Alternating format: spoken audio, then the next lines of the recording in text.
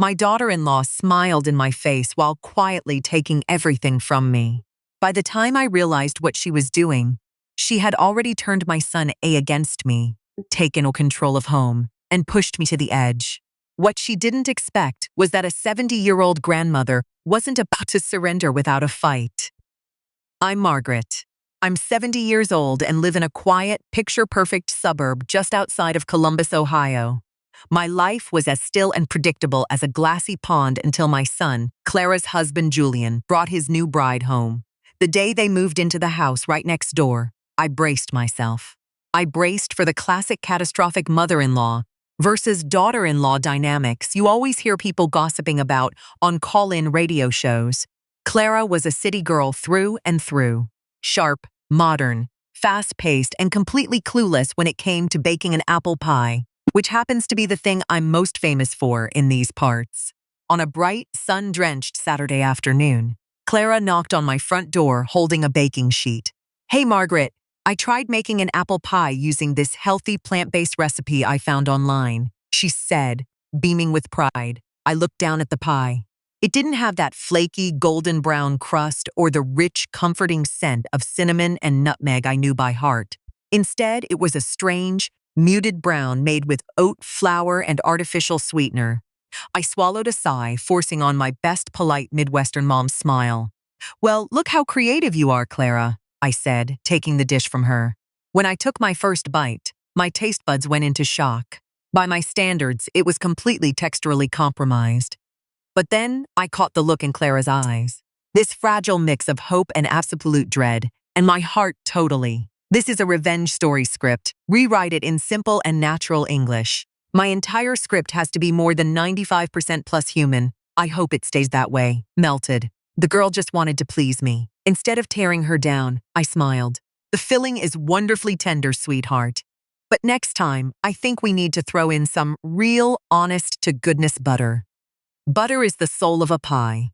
Clara let out a massive sigh of relief, her eyes lighting up. "Will you teach me?" In that exact moment, I realized a brand new chapter of my life had officially begun. On Monday morning, my kitchen was bathed in warm sunlight and the heavenly aroma of butter. Clara showed up right on time, her hair tied back in a high ponytail and a crisp apron knotted around her waist. I opened the floor with a lecture on the fine art of handling dough. The absolute secret to a perfect crust is ice-cold water and lightning-fast fingers, I explained, my hands moving with practiced rhythmic speed. Clara watched intently, her eyes locked onto my wrinkled, calloused hands. Then it was Clara's turn to step up to the plate. She was all thumbs. The dough stuck to her fingers like glue. And then by some freak accident of physics, a cloud of flour erupted, coating her nose and cheeks. Seeing her standing there looking like a dazed little puppy, I couldn't hold it in. I started laughing. My laughter echoed through the kitchen, instantly shattering the awkward tension. Clara started cracking up too, brushing a streak of white flour off her cheek. "Look at me, I'm a walking disaster area." Clara joked at her own expense. I walked over, gently placing my hands over hers, guiding her to use the weight of her palms. "Nobody comes out of the womb a master baker, Clara. What matters is that you're putting love into it." Our first lesson didn't yield a flawless blueprint of a pie, but we did end up with a rustic, slightly lopsided galette that tasted incredible. More importantly, we had finally found our rhythm.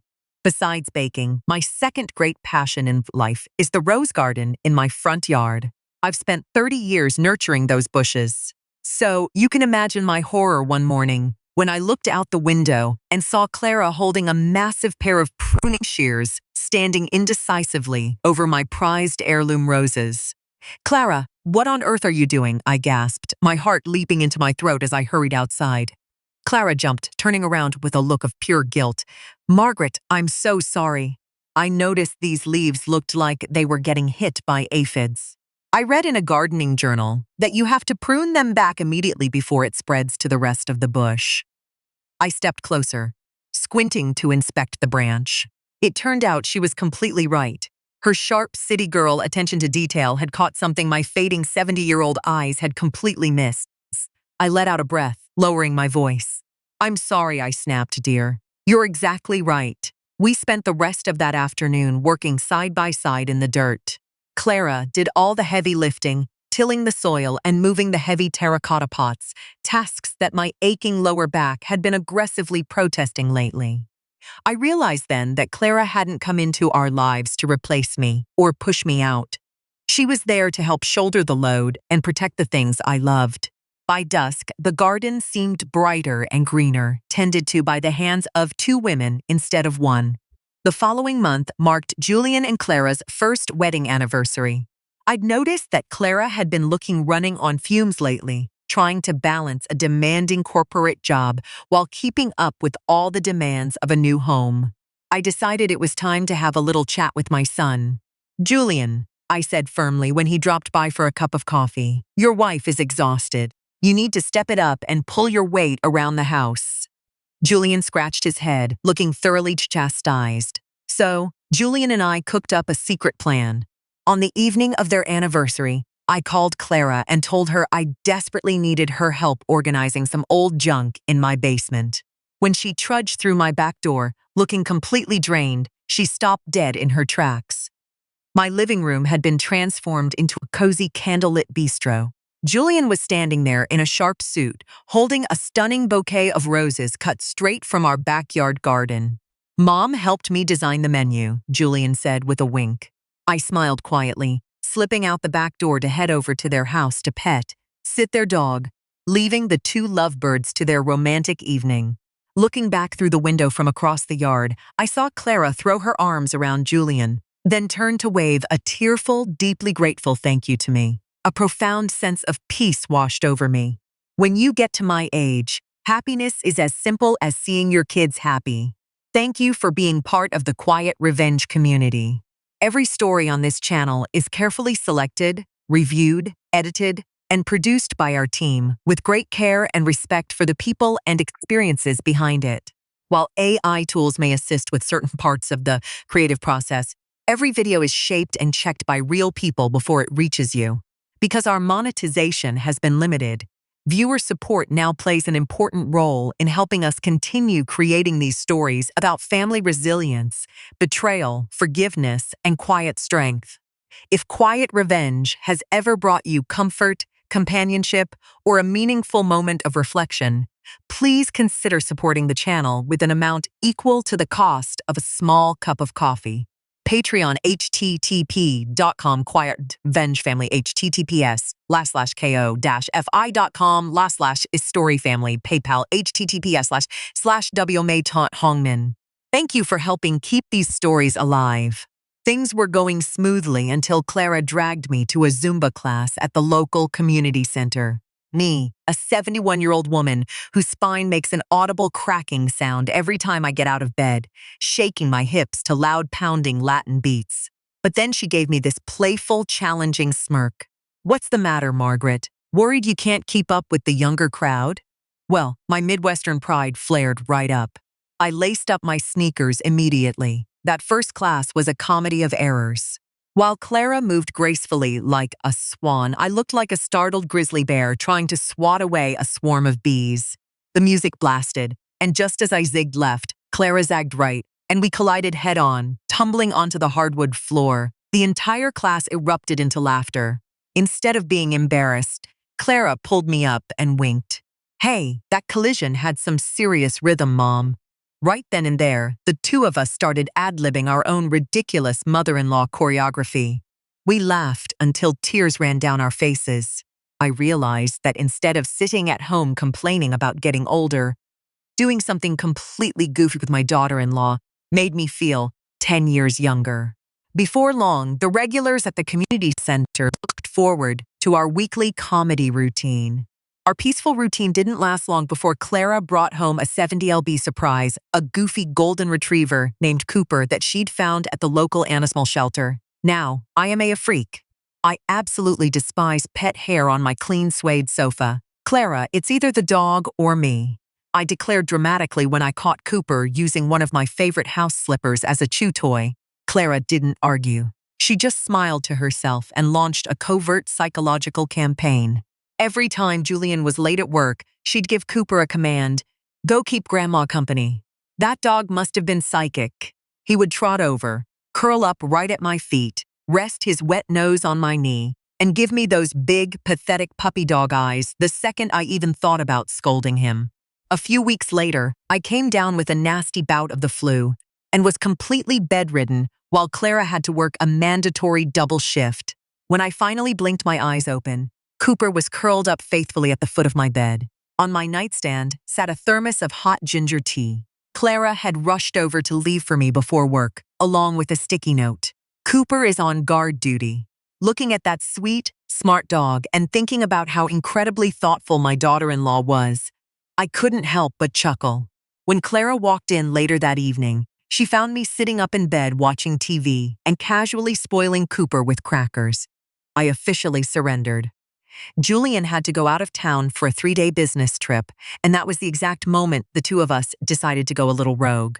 Clara knocked on my door at 10 at night, wearing a sleek leather jacket and holding 2 tickets to a late-night movie screening. "Margaret, tonight we are living like we're 22, she said, her eyes dancing. I looked down at my floral pajamas, then out at the convertible she'd borrowed from a friend. I thought, why the heck not? We had the wildest night this town had seen in years. After watching a high-octane action flick I never in a million years thought I'd enjoy. Clara drove us to a late-night diner out on the highway. We ordered a massive plate of chili cheese fries, something my cardiologist would have had a stroke over, and drank cold craft beers. Sitting in that vinyl booth, I ended up telling Clara all about my rebellious first love back in my college days, a story even Julian didn't know. Clara's jaw dropped in absolute shock. "Wow, Margaret, you are way cooler than you let on," she laughed. Driving home after midnight with the top down, the cool wind in our hair, we belted out 70s rock anthems the top of our lungs. It struck me then that the generation gap completely evaporates when two people are willing to open up and be a little mischievous together. The real drama started when I noticed Julian acting incredibly sketchy. He was sneaking off to answer phone calls and coming home late, smelling like an unfamiliar, expensive perfume. I immediately called an emergency meeting with Clara one afternoon. "Sweetheart, we have a situation. Julian is acting compromised," I whispered. Clara's face paled for a fraction of a second, but she quickly locked it down. "We need hard evidence, Detective Margaret." So the two of us went full Cagney and Lacey. Clara drove the getaway car while I sat in the passenger seat wearing dark sunglasses and a wide-brimmed sun hat phone poised to take incriminating photos. We tailed Julian's truck all the way to an old industrial park at the edge of town. When we saw him walk into a warehouse with an elegant, unfamiliar woman, my stomach dropped and Clara's knuckles went white on the steering wheel. Unable to take it for another second, Clara and I threw the doors open, ready to cause a massive scene. But the moment we stepped inside, the lights flooded the room and a massive banner dropped down. "Happy early birthday, Clara." It turned out Julian had spent months working with a local auto restoration specialist to surprise her by tracking down and completely rebuilding the vintage car they'd taken on their very first date. The mystery woman was just the designer. Julian stared at our ridiculous spy outfits for 5 solid seconds before completely losing it. Clara and I looked at each other totally embarrassed, but breathing a massive sigh of relief. To make it up to the kids after our disastrous espionage attempt, I decided to take Clara to the town's annual charity antique auction. I was determined to outbid everyone for a stunning vintage oak grandfather clock that Clara had been dreaming about putting in their new entryway. I patted her arm confidently. "Just let me handle the bidding, honey. I'm a seasoned veteran in these trenches." The bidding war was brutal. An old rival of mine, a notoriously nosy neighborhood gossip named Beatrice, kept raising the paddle just to get under my skin. As the price climbed to absolutely absurd amount, my face flushed red, and I my hand to bid again. Suddenly, Clara caught my wrist, squeezing it firmly. "Margaret, stop. Drop your paddle," she whispered urgently. "Look closely at the lower crown molding. It's a reproduction, not an original antique. I took art history in college. Trust me, it's a fake." I froze, trusting her instinct, and kept my hands down. The clock was hammered away to a smug Beatrice for an astronomical sum. 10 minutes later, the auctioneer casually announced that a clerical error had been made, and the piece was indeed a mixed component restoration piece. Beatrice's face turned completely white. Clara and I exchanged a look and stifled our giggles. On the drive home, I smiled proudly. If it weren't for your sharp eye today, I would have thrown a small fortune down the drain. My daughter-in-law didn't just know her way around a kitchen. She was the ultimate financial bodyguard. Now it's Thanksgiving, and my house is louder, warmer, and more crowded than it has ever been. The rich, savory aroma of roasted turkey fills every corner of the room.